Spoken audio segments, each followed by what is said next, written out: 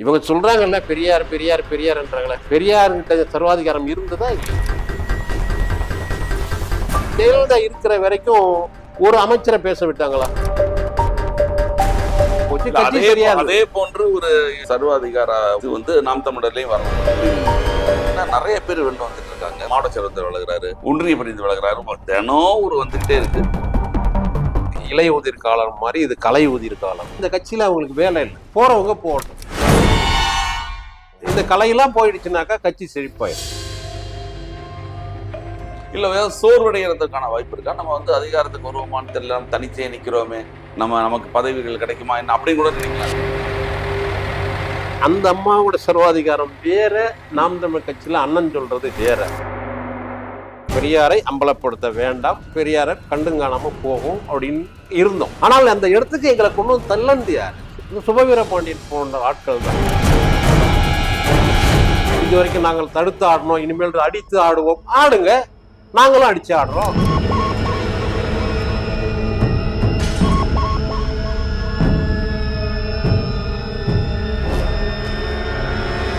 வணக்கம், இது promptly news தமிழின் நேர்காணல் நிகழ்ச்சி. இந்த நிகழ்ச்சியில் கலந்து கொண்டு தன்னுடைய கருத்துக்களை தெரிவிப்பதற்காக நாம் தமிழர் கட்சியினுடைய மாநில தொழிற்சங்க தலைவர் அன்பு தென்னரசன் அவர்களை சந்திக்க வைக்கிறோம். வணக்கம். என்ன நடக்குது நாம் தமிழர் கட்சிக்குள்ள? இல்ல பல மதங்களாக பல வெளியேறாங்க, பல சர்ச்சைகள் எல்லாம் இருந்தது. இப்ப கூடியவர்கள் பாத்தீங்கன்னா நிறைய பேர் வெளில வந்துட்டு இருக்காங்க. ஒவ்வொரு தினம் ஒரு செய்தி வருது. இந்த மாவட்டத்தில இருந்து ஒரு பிரதிநிதி விலகிறாரு, இந்த மாவட்ட பிரதிநிதி விலகிறாரு, ஒரு ஒரு அனைத்து செயலாளர் மாவட்ட செயலாளர் விலகிறாரு, ஒன்றிய பிரதிநிதி விலகிறாரு, தினம் ஒரு வந்துகிட்டே இருக்கு. இதுல முக்கியமா உங்களுடைய ஒரு பேச்சாளராக இருந்த காளியம்மாள் அவர்கள் விலகிறாங்க அப்படின்ட்டும் ஒரு செய்தி வருது. அப்புறம் இன்னும் 2 முக்கியமான நபர்கள்லாம் விலகிறாங்கன்னு செய்தி வருது. எல்லாருமே வைக்கப்பட குற்றச்சாட்டுகள். அதை பத்தி அடுத்து பேசுவோம். என்ன நடக்குதுன்னு முதல்ல சொல்லிருங்களேன். இல்ல அதை அண்ணன் தெளிவா அந்த மதுரையில விமான நிலையம் சொன்னாரு செய்தியில சொன்னாரு. இலை உதிர் காலம் மாதிரி இது கலை உதிர் காலம். நாம் தமிழர் கட்சியில கலை உதிர் காலம் நடந்துட்டு இருக்கு. இது எல்லா கட்சியிலையும் நான் முன்னாடியே சொன்னோம். இந்த 8 விழுக்காடு வாக்கு ஒரு அங்கீகாரம் பெற்ற பிறகு அப்போ எல்லோருடைய கவனமும் எங்க மீது திரும்பும். நாம் தமிழ் கட்சி இதுக்கப்புறம் இதை வளர விடக்கூடாது அப்படின்றதுல ஆதிக்க சக்திகள் ரொம்ப தெளிவா இருப்பாங்க. அதனுடைய வேலை தான். இப்போ கட்டமைப்பு குழு அப்படின்ற பேர்ல சில பேர் போயிட்டு அங்கங்க அவங்களுடைய ஆட்களை அங்கங்க நிறுவிட்டு வந்தாங்க. அண்ணன் கூட இருக்கிற நெருக்கத்தை பயன்படுத்தி கொண்டு அவர்களுக்கான ஆட்களை அங்கங்க நிறுவிட்டு வந்தாங்க. இப்போ அந்த ஆட்கள்லாம் இப்போ அவங்க அவங்க வெளியில போன பிறகு அந்த ஆட்களை தேடி தேடி அவங்க வெளியில எடுக்கிறாங்க. யாரு இப்ப வெளிக்கட்சிக்காரங்க உங்களை கூப்பிட்டு இவங்க மாறுறாங்கன்னு சொல்றீங்களா? இல்ல கட்சிக்காரங்களே, கட்சியில இருந்தவங்களே கட்டமைப்பு கட்சியை வலுப்படுத்துவதற்கான கட்டமைப்பை அண்ணன் சில பேர்கிட்ட பொறுப்பு கொடுத்துருக்கும் போது அவர்கள் கட்சிக்காக வேலை செய்யாமல் அவர்களுக்கான ஆட்களை அந்தந்த மாவட்டங்களை நிறுவனாங்க. அவர்களுக்கான ஆட்களை நிறுத்தியிருந்தாங்க. இப்போ அவங்கெல்லாம் அப்படி வெளியில போறாங்க. அந்த முதன்மையான அவங்க வெளியில போன பிறகு அவங்களுக்கான ஆட்களும் இப்ப வெளியில போயிட்டு இருக்காங்க. இது கட்சி தூய்மை அடையுதுன்னு அர்த்தம். இதனால அப்ப இதுக்கு முன்னால் நிறைய சேற்று நீங்களே கூட வச்சிருந்தீங்கன்னு எடுத்துக்கலாமா? இல்லையே, யாரோட இப்போ உங்களோட பழகி பார்த்தது தானே நீங்க யாருன்னு எனக்கு தெரியும். கட்சிக்குள்ள இது ஒரு அரசியல் கட்சி, தேர்தல் அரசியல் கட்சி. இங்க ஒரு மதுப்பிரியருக்கும் ஓட்டுக்கும் உரிமை உண்டு, ஒரு தொழுநோயாளியோட வாக்குக்கும் உரிமை, அதே உரிமை தான் எல்லாருக்கும், அதே உரிமை தான் பிரதமருக்கும் ஜனாதிபதிக்கும். அப்போ இதுல கட்சிக்குள்ள யாரை வேணாலும் கொண்டு வரும், யாரை வேணாலும் கொண்டு வரும். அதுல காலப்போக்கில் தான் அதுல யார் சரி யார் தவறு, இவர்கள் இந்த கட்சிக்காக வருவாங்களா, இவர்கள் தனக்காக வந்திருக்காங்களா அப்படின்றத அவங்களோட அந்த பயணிக்கும் போது தான் அது தெரியும். அப்படி பயணிக்கும் போது இவர்கள் எப்பொழுதும் சரி வர மாட்டார்கள். இவர்கள் கட்சிக்கானவர்களா இல்லை, தனக்கானவர்கள் தெரியும் போது அதை விலக்கி விட வேண்டிய கட்டாயம் வரும். அது எல்லா கட்சியிலும் இயல்பு. அது இல்ல, எல்லா கட்சியிலும் இயல்பு தான். ஆனா தொடர்ந்து செய்திகள் வர்றதை வந்துகிட்டு இப்போ அதிமுக திமுக எல்லாம் யாராவது நீக்குவாங்க, ஒருத்தர் வெளியே போவாங்கிற ஒரு அரிய செய்தியா வரும். தினம் தினம் இப்ப செய்தி வர ஆரம்பிக்குது இல்லையா? இத ஒரு வேலை திட்டமா எடுத்துக்கிட்டு செய்யும் போது அது அப்படிதான் நடக்கும். அதாவது நாம் தமிழரை பலவீனப்படுத்தணும்ன்ற ஒரு வேலை திட்டமாக திராவிட முன்னேற்ற கழகத்தை சார்ந்தவர்கள், அதுலயே உள்ள எங்க கட்சியில இருந்து இந்த திராவிட முன்னேற்ற கழகத்துக்கு போய் இப்போ ஒரு பொறுப்புல இருக்கிறவரு அவர் சொன்னாரு, இந்த முயற்சி தொடரும்னாரு. அவரு ராஜீவ்காந்தியை சொல்றீங்க. அவர்தான் சொல்றேன், கண்டிப்பா இது தொடரும் அப்படின்னாரு. அப்ப அவரு கொடுத்திருக்கிற அந்த வேலை திட்டத்தை அவர் நிறைவேற்றுகிறாரு. அதுல பலவீனப்பட்டு அவருக்காக அவர் சொல்றாங்க, அவங்களுடைய ஆட்கள் சொல்றாங்கன்ட்டு வெளியில போறாங்கன்னா, அப்படி போறவங்க எப்படி நாம் தமிழ் கட்சிக்காரங்களா இருக்க முடியும்? அவங்க நாம் தமிழ் கட்சிக்காரங்களா இல்ல, இந்த கட்சியில அவங்களுக்கு வேலை இல்லை, போறவங்க போகட்டும். அண்ணன் சொன்ன மாதிரி இது கலை உதிர் காலம். இந்த கலையெல்லாம் போயிடுச்சுனாக்கா கட்சி செழிப்பாயிடும். இல்ல, அதாவது ஒரு அதிகாரத்துக்கு வர்றதுக்கு முன்னாலேயே இவ்வளவு பிரச்சனைகள் இருக்கு இல்லையா ஒரு கட்சிக்குள்ள. ஒரு அதிகாரம் வந்ததுக்கு அப்புறம், ஒரு அதிகாரத்துக்கு வந்துட்டீங்கன்னு வச்சுக்கோங்களேன், வந்ததுக்கு அப்புறம் பல்வேறு பிரச்சனைகள் வரும். எனக்கு அந்த பதவி கொடுக்கல, இந்த பதவி கொடுக்கல, எல்லாத்துக்கும் இயற்கை மனஸ்தாபம் வரும். அதை கூட்டு தலைமை சரி செய்யுங்கிறதுலாம் இயற்கை. இன்னும் அதிகாரத்துக்கே வராத போது இவ்வளவு பிரச்சனைகளை கட்சி வென்றுடுன்ற நம்பிக்கை ஒண்ணு போதும்ல. கட்சி உறுதியாக வென்றுடும், இந்த கட்சியை இனிமேல் ஒன்றும் பண்ண முடியாது, வென்றுடும் அப்படின்ற நம்பிக்கையே சில பேருக்கு அந்த தங்களுக்கான இடத்தை இருப்பை தக்க வச்சுக்கணும்னு பாக்குறாங்கல்ல, அதுல வர விளைவு தான் இது. இல்ல சோர்வடைகிறதுக்கான வாய்ப்பு இருக்கா? நம்ம அதிகாரத்துக்கு வருவோமான்னு தெரியல, தனிச்சே நிக்கிறோமே, நமக்கு பதவிகள் கிடைக்குமா என்ன அப்படின்னு கூட நினைக்கலாம். சோர்வுக்கும் சோம்பேறித்தனக்கும் இங்க இடல. சோர்வு உள்ளவங்க பதவி, அப்படி சோர்வு உள்ளவர்கள் அவர் வெளியில போலாம். இப்ப எங்களுக்கு எல்லாம் பொறுத்த கட்சிக்குள்ள இருக்கிற தம்பிங்களுக்கு சோர்வுலாம் இல்லை. அண்ணன் தெளிவா சொல்லிதான் நாம ஓட்டுக்கானவர்கள், இந்த நாட்டுக்கானவர்கள் இங்க மாற்றப்பட வேண்டிய, நம்ம ஒரு ஓட்டை கட்டிடத்துக்கு வெள்ளை அடிச்சு ஒழுங்குபடுத்த வந்தவர்கள் இல்ல, அந்த கட்டிடத்தையும் இடிச்சிட்டு நமக்கான ஒரு கட்டிடத்தை கட்டி வாழணும் அப்படின்னு வந்தவங்க. இது மற்றும் ஒரு அரசியல் கட்சியில மாற்று அரசியல் புரட்சி இதெல்லாம் சொல்லிதான் எங்களை வளர்த்துக்கு கொண்டு வந்தார் அண்ணன் சீமான் அவர்கள். அப்படி வரும்போது இதை உள்வாங்கியவர்களுக்கு இந்த சோர்வுன்றதுக்கு இடமே கிடையாது. நம்ம நாளைக்கே சட்டமன்றத்துக்கு போய் நம்ம என்ன செய்ய போறோம்? 10ஓடு 11 மேசை தட்டலாம், ஒரு 2 சீட்டு வாங்கலாம், 5 சீட்டு வாங்கலாம். 29 சீட்டு ஜெயிச்சாரு ஐயா விஜயகாந்த் அவர்கள். என்ன ஆச்சு அவங்க கட்சி? என்ன பயன்பட்டு இருந்தது மக்களுக்கு, இந்த சமூகத்துக்கு என்ன பயன்பட்டது? அவரால் சில சட்டமன்ற உறுப்பினர்கள் நன்மை பெற்றாங்க, சம்பாதிச்சாங்க. இந்த சந்திரகுமார் கூட போய் ஈரோடு இடைத்து சந்திரகுமார் அவரெல்லாம் நிறைய சாப்பிட்டுட்டு கட்சி சம்பாரிச்சு வளமா இருக்காரு. அந்த கட்சிக்கு வரும்போது அவரோட பயணிச்ச எங்க கட்சியில கொள்கை பரப்பு செயலாளராக ஒருத்தர் இடிமுரசன், மாத்து சட்டைக்கு கூட வழி இல்லாம இருந்தவன் சந்திரகுமார் அப்படின்னு அவர் சொல்லுவார். அப்படிப்பட்டவரை இன்னைக்கு ரொம்ப வசதி வாய்ப்பா வாழறாருன்னா, இப்படி தனி மனிதர்களை வசதி வாய்ப்போட வாழ வைக்கிறதுக்கு வேணா பயன்படுமே தவிர, ஒரு நம் திட்டமிட்டு இருக்கின்ற இந்த சமூக மாற்றம், இந்த மக்களுக்கான ஒரு தூய அரசியல், ஒரு தூய தேசம், லஞ்ச லாவண்யம் பெற்ற ஒரு தேசம், அந்த மத போதையற்ற ஒரு தேசம், கனிம வள கொள்ளை இல்லாத ஒரு தேசம், தூய காற்று, தூய குடிநீர், தூய மருத்துவம், இது போன்ற அந்த பெரும் கனவுகள் இருக்குல்ல, அதை எங்களால கட்டமைக்க முடியாது. அப்போ இந்த மாதிரி பிசுறுகளை வைத்துக் கொண்டு ஒன்றும் பண்ண முடியாது. இந்த வார்த்தை தான், நீங்க இந்த பிசுறுன்னு சொன்னீங்க இல்லையா, இதுக்கு முன்னால சீமான் அவர்கள் சொன்னதுதான் காளியம்மாள் மேல ஒரு அது வரைக்கும் காளியம்மாள் உங்க கூட தான் இருந்தாங்க, அதுக்கப்புறமும் கூட தான் இருந்தாங்க. தங்கையை ஒரு வலையொலியில பேசும்போது கூட அவங்க என்ன சொன்னாங்கன்னாக்கா, நான் எங்க அண்ணனுடைய திறமை, அவருடைய உழைப்பு, அவருடைய ஆற்றலுக்கு நான் பிசுறுதான், இதுல ஒண்ணும் இல்லை, எங்க அண்ணன் தானே என்ன சொன்னாரு அப்படின்னாங்க. அண்ணனே ஒரு மேடையில் சொன்னாங்க, மசுரம்மா அப்புறம் பிசுரம்மா, இதுல என்ன இருக்கு, நாங்க அண்ணன் தம்பிகளுக்குள்ள அக்கா தங்கச்சி உசுரும்போம் எல்லாமே தான் சொன்னாரு. இது ஒரு குடும்ப நிகழ்வு, இது நாம் தமிழர் கட்சி ஒரு குடும்பம். அந்த குடும்பம் வெளியில போறாங்கன்ற ஒரு செய்தி வந்திருக்கு, அது கூட இல்ல. தங்கை இது வரைக்கும் அதிகாரப்பூர்வமாக நான் வெளியில போறேன் அப்படின்னு சொல்லல. அவங்க எடுத்திருக்கிற முடிவு ஏதோ ஒரு குடும்பம் ஒன்று கூடல, ஏதோ ஒரு நிகழ்வு ஒண்ணு, அந்த நிகழ்வுல நாம் தமிழர் கட்சின்னு போடல, சமூக செயல்பாட்டாளர்கள் போட்டிருக்காங்க. அது அவங்க விருப்பம். அவங்க ஆதியில சமூக செயல்பாட்டாளர்களா தான் இருந்தாங்க.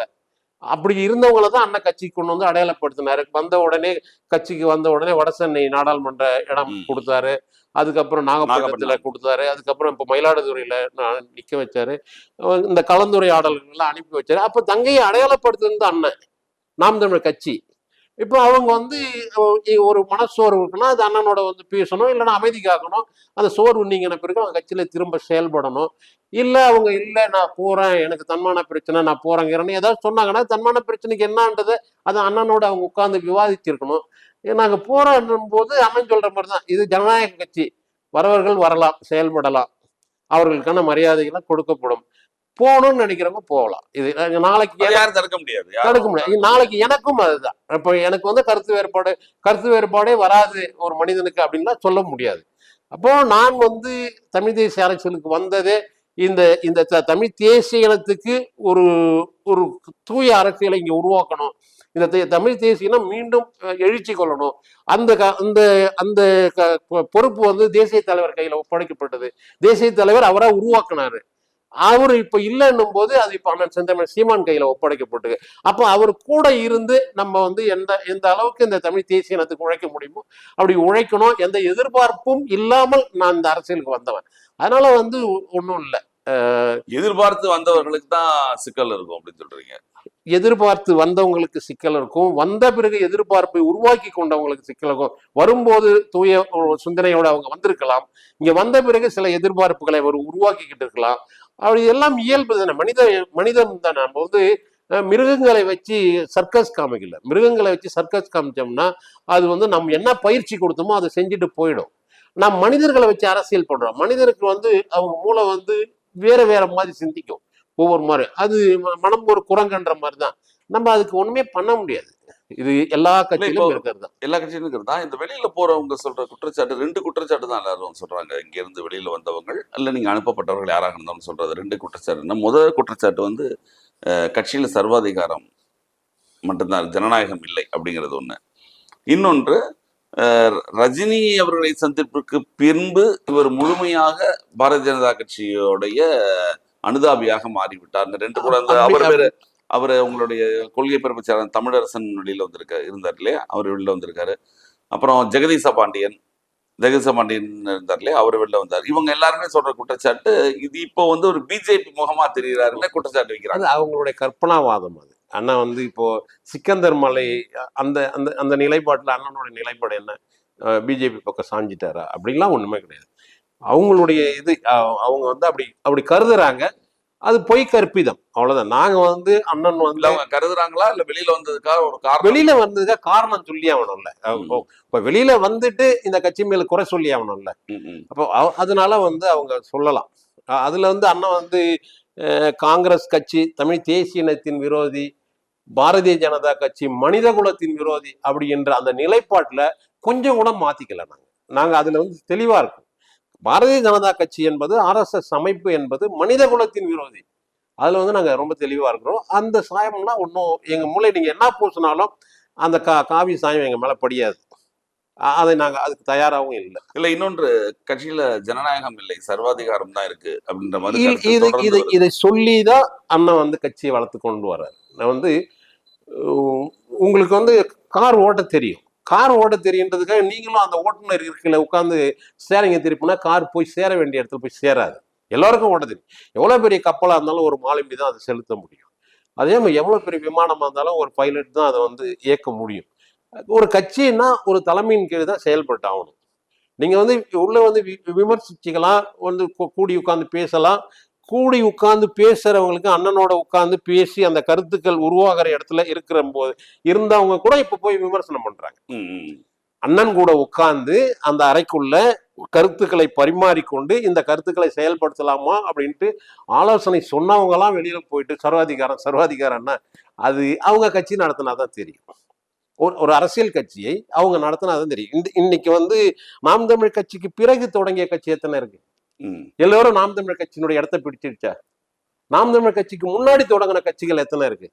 எல்லோரும் அந்த கட்சிகள்லாம் நாம் தமிழுடைய இடத்தை பிடிச்சல. ஜனநாயகம் இருக்கக்கூடாதுன்னு சொல்றீங்களா கட்சியில? ஜனநாயகம் இல்லைன்னு யார் சொன்னா? ஜனநாயக கட்சிக்குள்ள ஜனநாயகம் இல்லைன்னாக்கா எப்படி ஒரு காளியம்மாள் அறிமுகப்படுத்தப்பட்டிருப்பாங்க, எப்படி ஒரு கார்த்திகை அறிமுகப்படுத்தப்பட்டிருப்பாங்க, எப்படி நானே என்ன இடத்துக்கு எப்படி ஒரு அன்பு நேசன் அறிமுகப்படுத்தப்பட்டிருப்பான், எல்லாமே அண்ணனுடைய முகமா மட்டும்தானே இருந்திருக்கும். அப்படி ஒண்ணும் இல்லையே. எப்படி ஒரு கார்த்திகை வரான், எப்படி ஒரு துரைமுருகன் வரான், எப்படி ஒரு ஜெனிபர் தங்கச்சி வராங்க. அப்போ ஜனநாயகம் இல்லைன்னா அவங்க எல்லாம் எப்படி வர முடியும்? ஜனநாயகம் அது இருக்கு, தேவையான அளவு இருக்கு. நீங்க ஜனநாயகம் உண்டு எல்லாத்தையும் நான் தான் பண்ணுவேன் அப்படின்னாக்கா அது கட்சியா இருக்காது. அது தலைமையின் கட்டுப்பாட்டுக்கு வந்து செயல்படணும். ஒன்னே ஒண்ணுதான், ஒரு விமானத்துல ஒரு கப்பல்ல நின்று ஒரு செய்தியாளர்களுக்கு வந்து ஒரு பேட்டி கொடு, எப்படி ஹிட்லர் அந்த ஜெர்மன் படையை அவ்வளோ உயரத்துக்கு கொண்டு வந்தாரு. அவங்க ரஷ்ய படை பருவம் தாண்டி அந்த போர்ல வந்து போனதுனால தான் அவர் தோத்தாரு. இல்லைனாக்கா ஜெர்மனி இன்னைக்கு வரைக்கும் அடிச்சிருக்க முடியாது. அப்போ ஒரு ஒரு அவர் சொல்ற அந்த கட்டுப்பாட்டுக்கு ஒரு அன்பான சர்வாதிகாரம் ஒரு அமைப்புக்கோ ஒரு கட்சிக்கோ கண்டிப்பா தேவை. இல்லைனாக்கா அந்த கட்சி வந்து கட்சியாக இயங்காது. இவங்க சொல்றாங்கல்ல பெரியார் பெரியார் பெரியார்ன்றாங்களே, பெரியார் கிட்ட சர்வாதிகாரம் இருந்ததா இல்லையா? பெரியார் என்ன சொன்னாங்க? எனக்கு அறிவாளிகள் யாரும் வேணாம், எனக்கு 100 முட்டாள் இருந்தா போதும்னாரு. நான் சொல்றதை கேட்டு இங்க வேலை செய்யுங்கன்னாரு. மேடையில யாராவது பேசும்போது அவர் அந்த மேடையிலே உட்காந்து தடியை தட்டுவாராம். அவர் 3 தட்டு தட்டுனா அவங்க பேச்சை முடிச்சுக்கணும். அப்ப அது சர்வாதிகாரம் தான். ஒரு சர்வாதிகாரமா இருந்ததால்தான் திராவிட இயக்கத்தை அந்த அளவுக்கு அவர் கொண்டு வந்து நிறுத்தினார். அது தமிழர்களுக்கு நன்மை பாய்த்ததா தமிழர்களுக்கு தீமை பாய்த்ததான்றது வேற. ஒரு அமைப்பை கொண்டு வந்து நிறுத்தினார். அப்போ அங்க ஒப்பிட்டு சொல்லணும் கூட எல்லாம் ஜெயலலிதா சொல்றீங்க எல்லாருமே. ஜெயலலிதா இருக்கிற வரைக்கும் ஒரு அமைச்சரை பேச விட்டாங்களா?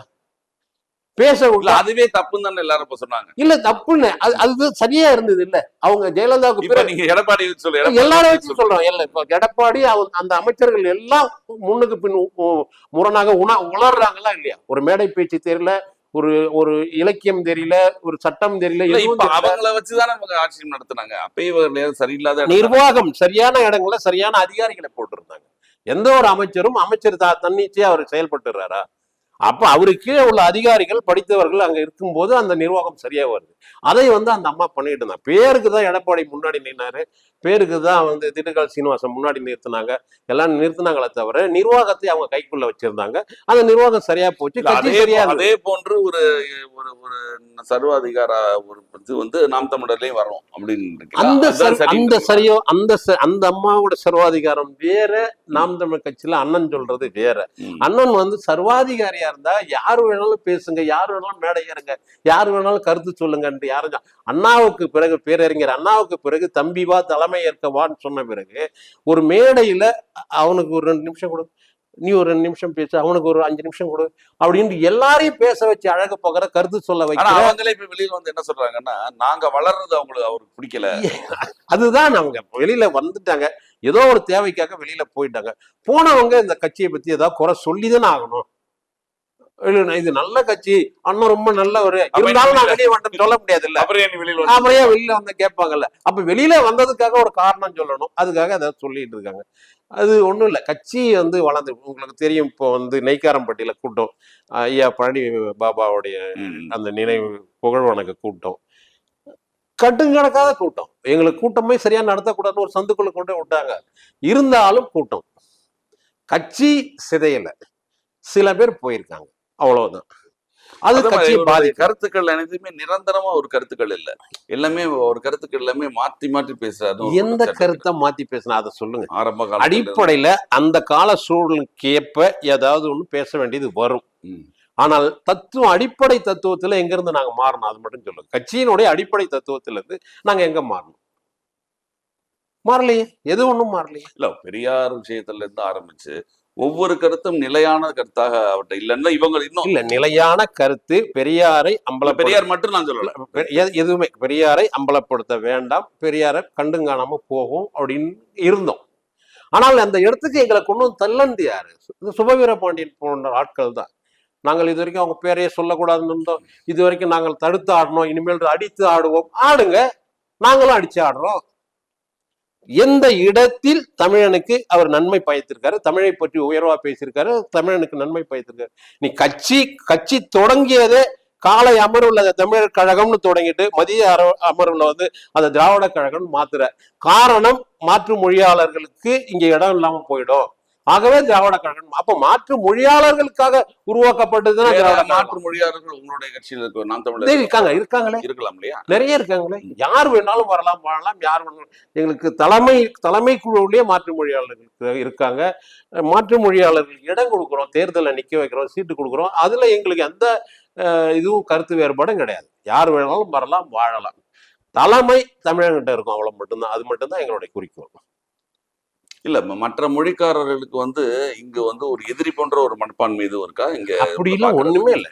தம்பி கரிகாலன் ஒருத்தர் இருக்கான். ஏன்னா நீங்க திராவிட முன்னேற்ற கழகத்தை பத்தி சொல்லும் பொழுது மற்ற மொழிக்காரர்களுக்காக அவர்கள் வளைந்து கொடுக்கிறார்கள் அப்படின்னு சொல்லும் பொழுது இல்ல, அவர்கள் வாழணும், அவர்கள் மட்டும் வாழணும் என்பதற்காக உருவாக்கப்பட்டது அது. மாற்று மொழியாளர்கள் அவர்கள் மட்டும் வாழணும், அவர்கள் மட்டும் ஆளணுன்றதுக்காக உருவாக்கப்பட்டது. இப்ப நாம் தமிழ் கட்சி உள்ள மாற்று மொழியாளர்கள் வந்தா எனக்கு என்ன உரிமை இருக்கோ அதே உரிமை அவர்களுக்கும் கட்சியில கொடுக்கப்படுது. அவன் வந்து தஞ்சை கரிகாலன் ஒரு தம்பி இருக்கான். அவன் தான் மேடை ஏறும்போது நான் அவர் தெலுங்குன்னு சொல்லிதான் பேசுவான். தெலுங்குலயே பேசுவான், மேடையிலேயே தெலுங்குலயே பேசுவான். ஆனா நான் இந்த மண்ணில் வாழ்கிற இந்த மண்ணுக்கும் மக்களுக்கும் என்னால் முடிந்த செய்யணும், நான் செய்வேன், அண்ணன் கூட நின்று செய்வேன் சொல்லிட்டு பேசுறான். பல பேர் இருக்காங்க. அவங்க எந்த பாகுபாடும் எந்த வேறுபாடும் கட்சிக்குள்ள கிடையாது. அவர்களுக்கும் இடம் கொடுக்குறோம். எல்லா மாற்று மொழியாளருக்கும், மலையாளிகளுக்கு கொடுக்குறோம், கன்னடர்களுக்கு கொடுக்குறோம், தெலுங்கர்களுக்கு கொடுக்குறோம், எல்லாருக்குமே கொடுக்குறோம். நீங்களும் திராவிட மனப்பான்மை தான் எல்லாருக்கும் இடம் கொடுக்குறீங்க. பறந்து உயிர்மை நேயத்தோட கொடுக்குறோம். நாங்க உயிர்மை நேயத்தோட கொடுக்குறோம். நாங்க வந்து மனிதர்களுக்காக மட்டும் அரசியல் பண்ணல. உலகத்திலேயே எல்லா உயிர்களுக்குமான அரசியல் செய்யறது வந்து நாம் தமிழர் கட்சி தான். பூச்சி, புழு, தேனி, வண்டு எல்லாவற்றுக்குமான அரசியலை பண்றது நாம் தமிழர் கட்சி தான். அதுல அவனும் வந்து ஒரு உயிரினம், அவனும் என் சக தோழன், சக நண்பன். அந்த மனப்பான்மையோட எதிரியாக கட்சிக்குள்ள கட்சி தம்பிகளே அப்படி பார்க்க மாட்டாங்க. கட்சிக்குள்ள உள்ள மாற்று மொழியாளர்களை கட்சி தம்பிகளே வேறுபடுத்தி பார்க்க மாட்டாங்க. பார்த்தா அண்ணங்க அப்படி ஏதாவது ஒரு சம்பவம் நடந்தா கூட யார் அப்படி செஞ்சாலும் அவனை கட்சி விட்டு தூக்குவார தவிர அந்த மாற்று மொழியாளர்களை தூக்க மாட்டார். அப்படி இல்லை, நாங்க சகோதரத்துவத்தோடு தான் இந்த கட்சிக்குள்ள பயணிக்கிறோம். அப்புறம் எல்லோரும் இன்னொரு வெளியில வந்தவங்க பொதுவான குற்றச்சாட்டு பிரபாகரனோட இணைத்து இப்போ இது வரைக்கும் இருந்தவங்க அந்த ஈரோடு தேர்தலுக்கு முன்பு பாத்தீங்கன்னா வரிசையாக திராவிட கட்சிக்காரர்கள் எல்லாரும் ஒரு குற்றம் சுமத்தினாங்க. அதெல்லாம் சும்மா போய் சொல்றாங்க, அந்த ஒரு போட்டோ வச்சு போய் சொல்றாங்க எல்லாம் வந்து நீங்களும் பார்த்திருப்பீங்க. இன்றைக்கு வரைக்கும் சர்ச்சை தொடர்ந்துகிட்டே இருக்கு. இல்ல ஒண்ணு, ஈழ யுத்தம் முடிஞ்ச உடனே அவர்கள் எல்லாம் அந்த ஈழ சிக்கலை கை கழுவி விட்டாங்க, ஒதுங்கி போயிட்டாங்க. தலைவரை பத்தி அவங்க பேசுது, அது முடிஞ்சு போச்சு. எத்தனை நாளைக்கு தலைவரை இன்னைக்கு வரைக்கும் தலைவரை தூக்கி பிடித்து கொண்டு ஈழம் என்ற ஒரு தேசம் ஒரு காலகட்டத்தில் அமையும் என்ற அசைக்க முடியாத நம்பிக்கையோடு செயல்பட்டு கொண்டிருப்பது நாம் தமிழர் கட்சி மட்டும்தான். அண்ணன் செந்தமிழ் சீமான் மட்டும்தான். இன்னமும் தலைவரை கொண்டு போய் எல்லா இடங்கள்லையும் சேர்க்கறதும் நாம் தமிழர் கட்சி தான். அவர்கள் விட்டுட்டாங்க, ஒதுங்கிட்டாங்க. அவர்கள் கேள்வி முடிஞ்சு அவங்களுக்கு வந்து பெரியார் போதும், இயலாத ஒன்று முடியாத ஒன்றை ஏன் பேசணும்னு கேக்குறாங்க. இயலாத அதற்கான வாய்ப்புகள் இயலாத குறைவு, அரசியல் காரணங்களாக குறைவு. எது ஒண்ணும் சாத்தியத்திலிருந்து வர்றதில்ல, தேவையில இருந்தா வருது. ஈழ தேசம் தேவையா தேவையில்லையா, அதுதான் எங்களுடைய கருத்து. ஈழ தேசம் ஒண்ணு தேவை. தமிழனுக்கென்று இந்த புவிப்பந்தில் ஒரு தேசம் தேவை. தமிழன் இல்லாத நாடே இல்லை, தமிழனுக்கென்று ஒரு நாடு இல்லை. அதை உருவாக்கணும். அப்ப தமிழனுக்கென்று ஒரு நாடு இருந்தால்தான் என் கலை, என் மொழி, என் இலக்கியம், என் பண்பாடு எல்லாம் காப்பாற்றப்படும். கொஞ்சம் கொஞ்சமா இந்திய வல்லாண்மை ஒன்றிய அரசு வந்து கொஞ்சம் கொஞ்சமா எங்க பண்பாட்டை, மொழியை எல்லாத்தையும் அழிச்சுக்கிட்டு வருது. ஆமா, எங்களுக்குன்னு ஒரு தேசம் ஒன்று இருந்ததுன்னா அதுல காப்பாற்றப்படும்.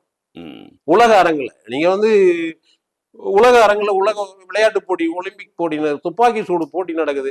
ஈழத்தமிழர்கள் இருந்திருந்தா, ஈழம் அப்படி தலைவர் இருந்திருந்தாக்கா துப்பாக்கி சூடத்துல இவங்களை விட யாராவது பரிசு வாங்கியிருக்க முடியுமா? அப்படி அவங்க பரிசு வாங்கும் போது அங்க என்ன பாட்டு பாடும்? தமிழ்ல தேசிய கீதம் பாடும். தமிழர்களுடைய தேசிய கீதம் தமிழ்ல பாடும். அப்ப உலகமே பார்க்கும். இதற்கெல்லாம் ஒரு தேசம் வேணும் இல்லை, அதை உருவாக்கும். அது அமையும். ஒரு இன்னைக்கு இல்ல, இவர்களால முடியலன்னா முடியல, அவங்க போட்டோம். ஆனா உருவாக்கும். தேசிய தலைவரை போல ஒரு தமிழன் இன்னொரு இந்த உலகத்தில் மறுபடியும் பிறப்பான், வருவான். தமிழனுக்கு ஒரு தேசத்தை அமைப்பான். அது எங்களால முடிஞ்சு சாத்தியப்படுத்தா படுத்துவோம், இல்லைன்னா எங்களுக்கு பின்னாடி வர தலைமுறை அதை நடத்தும். மிக்க நன்றி. அதாவது தமிழக அரசியல் களங்களில் பல்வேறு பிரச்சனைகள் இருந்தாலும் தமிழகத்தின் பிரதான கட்சியாக பேசப்படக்கூடிய நாம் தமிழர் உள்ள சிக்கல்கள் பற்றி பலரும் பேசுறாங்க. அதனால இந்த பிரச்சனைகள் எல்லாம் ஒதுக்கி வைத்து விட்டு இன்றைக்கு உங்கள் கட்சிக்குள்ள என்ன பிரச்சனை, உங்களோட என்ன நடக்கிறதுன்னு வெளியில தெரியாதுதான் இந்த முழுக்க இது பற்றியும் நம்ம கேட்டோம். நான் என்ன நடக்கிறது என்பதை வெளியே சொன்னதற்கு மிக்க நன்றி. இல்ல அது ஒண்ணும் இல்ல, பாவேந்தர் பாரதிதாசன் பாடின மாதிரிதான், நாற்புறத்தையே பகைவர் கூட்டம், நடுப்புறத்தை நம் தமிழ்த்தாய் காப்பதற்கு தமிழர்களை வாருங்கள் என்னாரு. இன்னைக்கு 40 புறத்தே பகைவர் கூட்டம், நடுப்புறத்தே நாம் தமிழர் கட்சி. ஆனால் வெற்றி நடை போடுவோம், அதுல எங்களுக்கு மாற்று கருத்து இல்லை. மிக்க நன்றி. நிகழ்ச்சியில் வந்து கலந்து கொண்டு தங்கள் மேலான கருத்துக்களை தெரிவித்ததற்கு நன்றி. நன்றி, வணக்கம்.